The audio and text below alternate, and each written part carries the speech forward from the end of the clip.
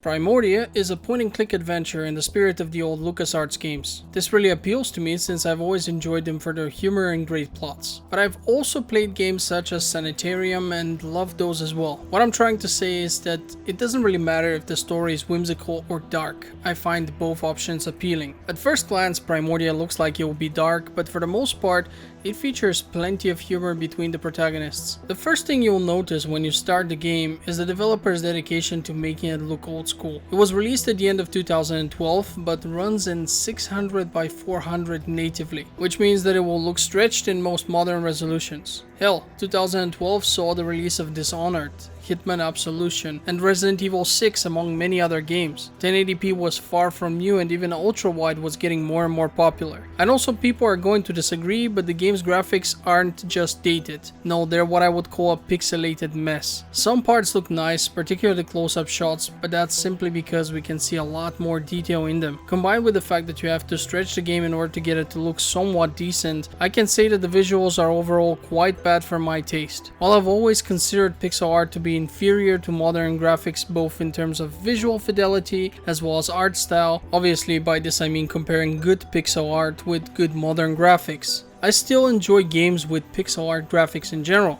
This applies to Primordia as well. It took me about half an hour, but then I got used to it and the mushy looks of the game didn't really bother me anymore. And since we're at this topic, I have an opinion I'd like to share and if possible hear yours in the comments. I think pixel art is generally outdated and belongs in the past. Back in the day when games first came out, pixel art is all we had. The reason for that is that this was the best the hardware of the time was capable of producing. At some point, better hardware came out and we were capable of rendering much better graphics in real time. To me, games with pixel art graphics are like classic cars. It's cool to see one on the street occasionally, but they are inferior to modern cars in pretty much every way and should remain more of a collectible item rather than becoming a common occurrence on the streets. I know the indie scene loves pixel art because they can still create beautiful worlds with much less effort than if they had used modern engines, and so it's also a way cheaper option. But then we have games like Primordia, which could have had so much more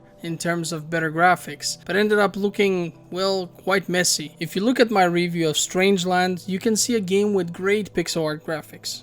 Yes, it was released a lot later, but truth be told, these same graphics would have been no problem in 2012, so that's not really a valid excuse. With that out of the way, let's talk about the game's voice acting, story, and gameplay. Primordia's voice acting is simply awesome. All characters have great voices which really suit them, and I found myself liking them as soon as they were introduced. Honestly, not a single voice actor did a job that was below superb. That was also one of the main reasons why I was able to see past the game's weak graphics so quickly. The sound more than makes up for it. The music is enjoyable as well and fits the theme of the game. The game's story is interesting, although most of it is revealed by the end. The problem is that the big reveal can also be missed if you make certain choices. Still, I found the idea of a world which is only populated by robots after their creators, the humans, have gone extinct is a really cool one. In addition to that, the robots are so advanced that they have developed their own culture. For example, their family names are related to whoever built them. Our protagonist's name is Horatio. He built his sidekick Crispin, so now Crispin's last name is Horatio Built. The oldest machines who were built by the last living humans have the name Man-Built, and it's almost a badge of honor for them. The game starts quite abruptly with an unknown robot assaulting and robbing our protagonist, but as we continue more and more is revealed and it feels like we always have a goal. Primordia's biggest problem is that it's simply too short. Everything takes place in two general locations with very few screens between them. By the time I finished it, I felt like the ending was sudden, as though I had played a demo version of a game which only had 1/3 of the actual gameplay. That's a shame as well because I was enjoying it quite a bit and would have loved for it to be much longer. Part of that enjoyment came from the modern gameplay. Unlike the more old school games of this genre where you have various options to look at stuff, talk to someone, interact, and others, Primordia simply uses both mouse buttons for everything. One examines, the other interacts. It's very comfortable and works really well. This also makes the puzzles quite approachable. As someone who is generally not great at figuring puzzles out on his own,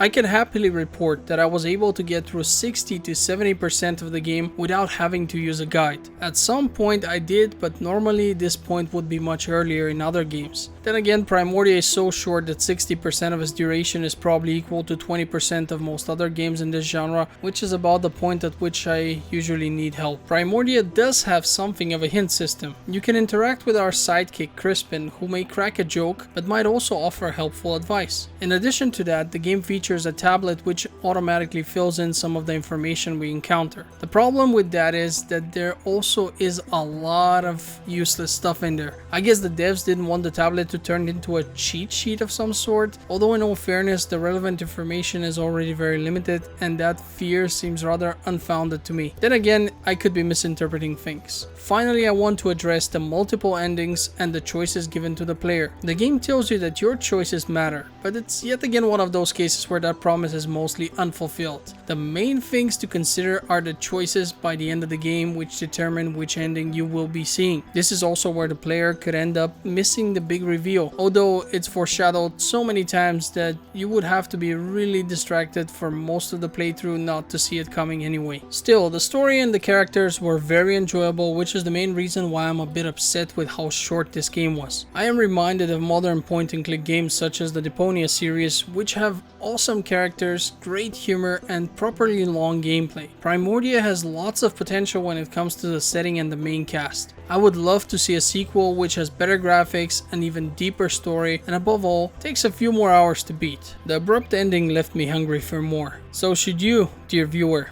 play Primordia? That's a tough question to answer. Overall, the pros outweigh the cons, making this game quite enjoyable, but herein lies the biggest drawback. You will start to enjoy the game and it will suddenly be over, and that really sucks. I half expected there to be some kind of a joke after the credits and then to be allowed to play the story to the end again, but that didn't really happen. It was really over, it wasn't a joke. To me, Primordia was like a really nice appetizer when you are hungry. It doesn't look like much, but ends up tasting super good. And the problem with that is now you're even hungrier than you were before and there is no main course coming your way. That was it for me. Thank you for watching Game Filter. I hope this review was informative and would love to see you on the next one. Until then, have a great day. This is Nino signing out.